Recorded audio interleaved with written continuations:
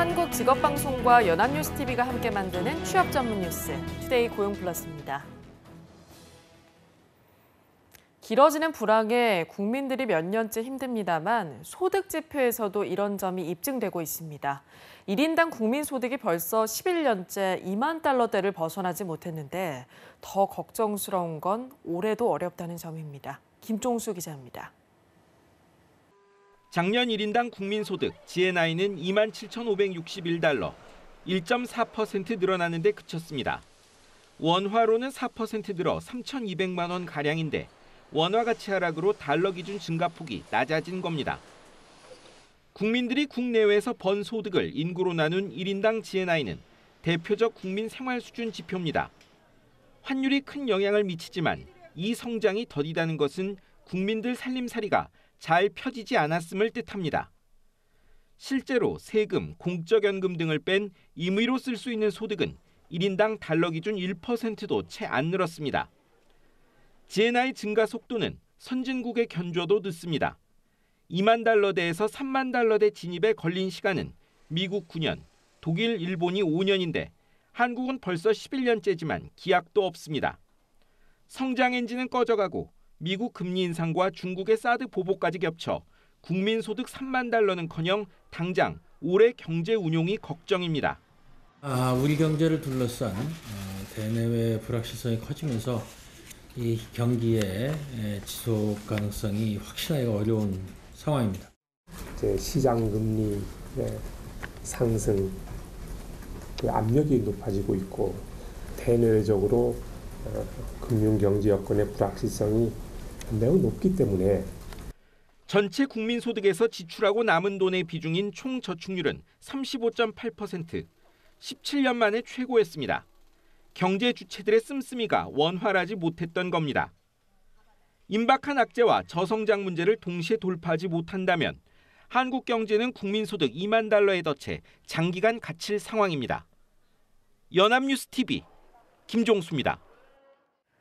국내 기업들이 예상하는 올해 2분기 수출 전망이 1년 3개월 만에 기대로 전환됐습니다. 한국무역협회 국제무역연구원은 전국 828개 수출기업을 대상으로 실시한 2017년 2분기 수출산업 경기 전망 조사에서 2분기 전망지수가 106.0을 기록했다고 밝혔습니다. 2016년 1분기 이후 처음으로 기준치 100을 넘어선 겁니다. 기업들은 수출 계약과 자금 사정 등 대부분의 수출 항목에서 전분기와 비슷하거나 호전될 것으로 예상했지만 수입 규제와 통상 마찰에 대해서는 우려를 나타냈습니다. 주한미군의 사드 장비 전개가 극도의 보안 속에서 순조롭게 추진되고 있는 것으로 알려졌습니다. 엑스밴드 레이더 등 핵심 장비들이 이르면 이달 말, 늦어도 다음 달 초까지는 반입이 완료될 것이란 관측이 나옵니다. 보도에 이준삼 기자입니다.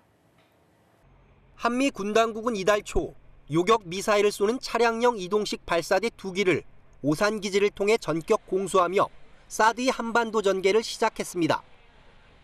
하지만 나머지 장비의 반입 여부에 대해서는 철저히 함구하고 있습니다. 누차 말씀드리지만 전개 과정에 대해서는 말씀드리지 않습니다.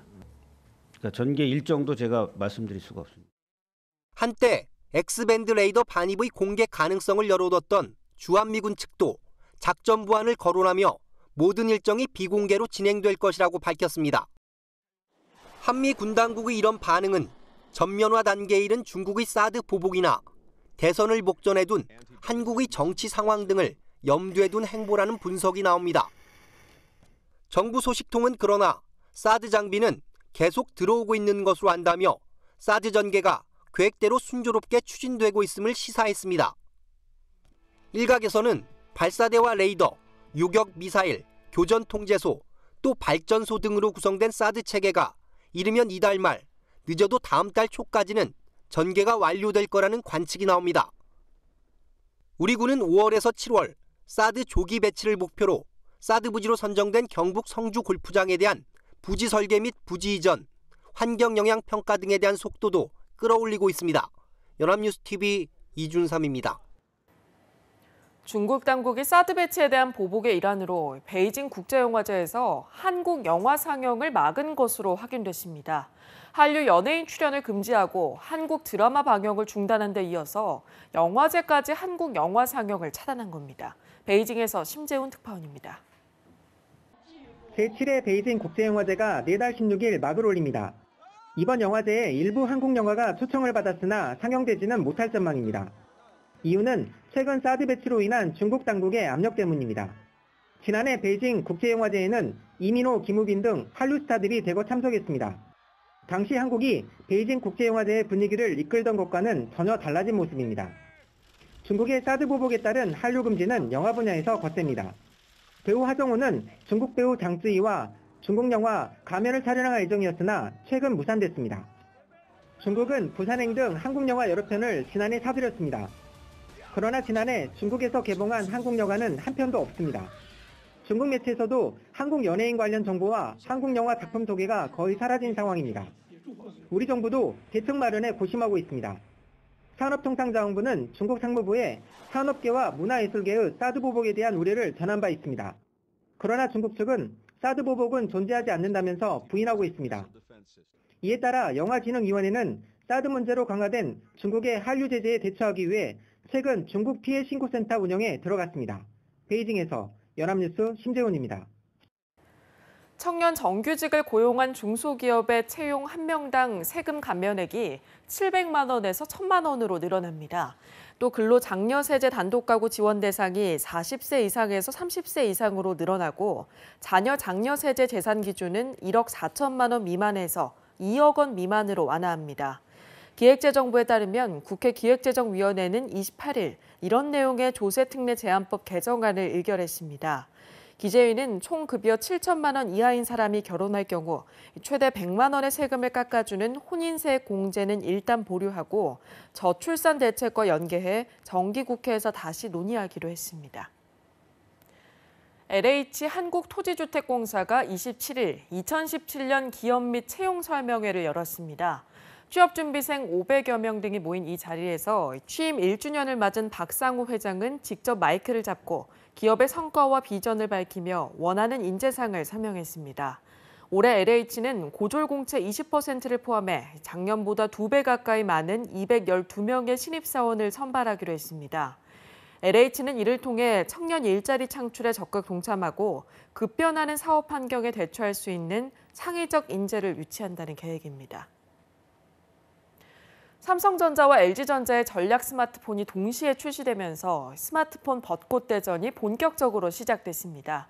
두 회사가 전작의 실패를 만회하기 위한 양보 없는 경쟁에 나선 가운데 애플도 아이폰 7의 레드 버전을 내놓으면서 가세했습니다. 보도에 김도국 기자입니다.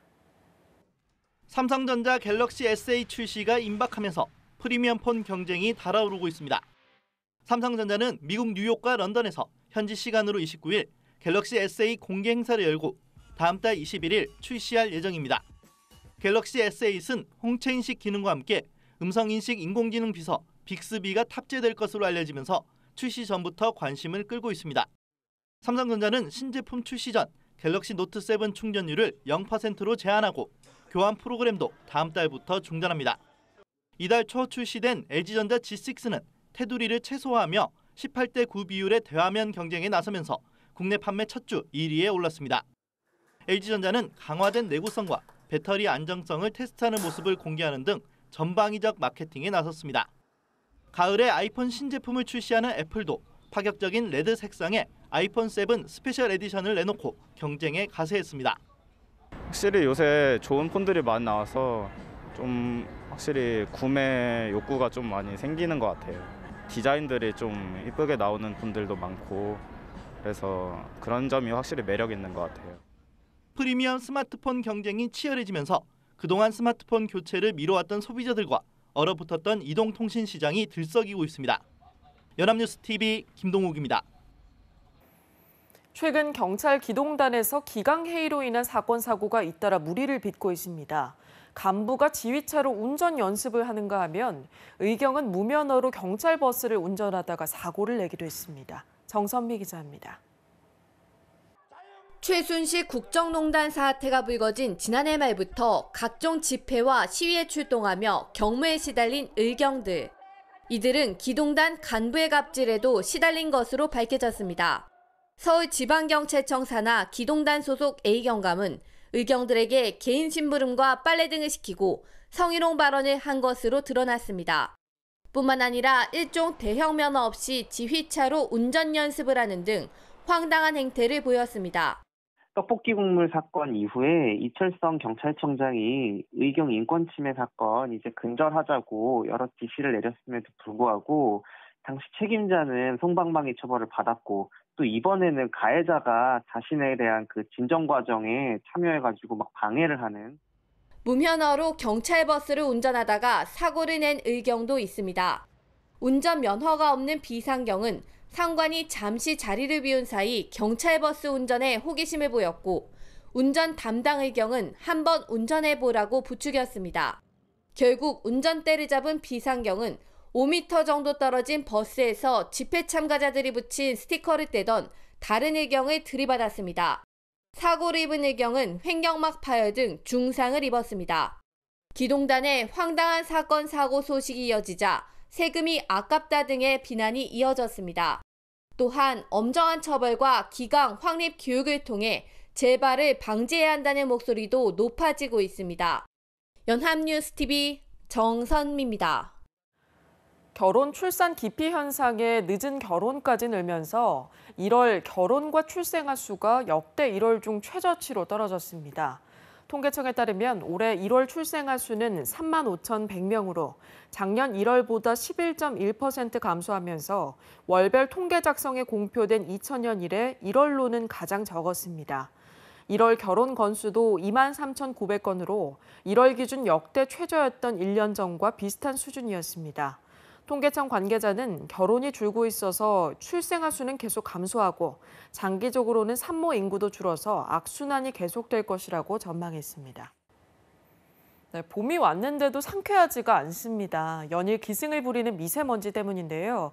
주 후반 또다시 중국 스모그가 몰려올 가능성이 있습니다. 김재훈 기자입니다. 희뿌연 먼지의 도심이 또다시 잿빛으로 변했습니다. 광화문 광장 뒤 우뚝 솟아있던 북악산은 회색 장막에 가려 모습을 완전히 감췄습니다. 날이 갈수록 점점 더 심해지는 미세먼지 탓에 마스크는 이제 필수품이 돼버렸습니다. 연일 중국발 스모그가 날아들면서 숨막히는 봄날이 이어지고 있습니다. 어제 서울을 포함한 수도권은 한때 초미세먼지 농도가 세계보건기구 기준치의 3배를 웃돌았습니다.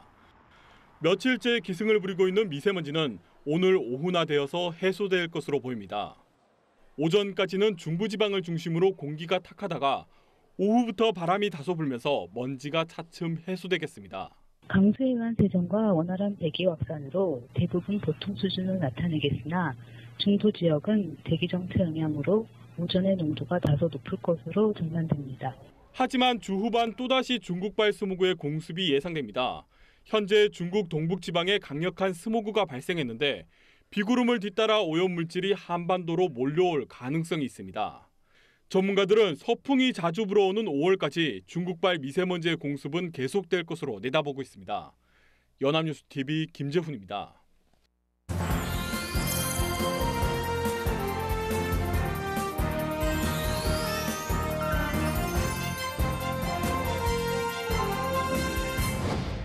사회적으로 핫한 이슈를 데이터로 알아보는 데이터 뉴스 시간입니다. 구분화 캐스터와 함께합니다. 안녕하세요. 안녕하세요. 데이터 뉴스 시간입니다. 보호무역을 앞세운 트럼프 정부가 지난 2012년에 발효된 한미 FTA의 재협상을 요구할 수도 있다는 우려가 커지고 있습니다. 트럼프 대통령은 후보 시절 한미 FTA가 미국 내 일자리를 죽이는 재앙이라며 재협상 의사를 보였는데요.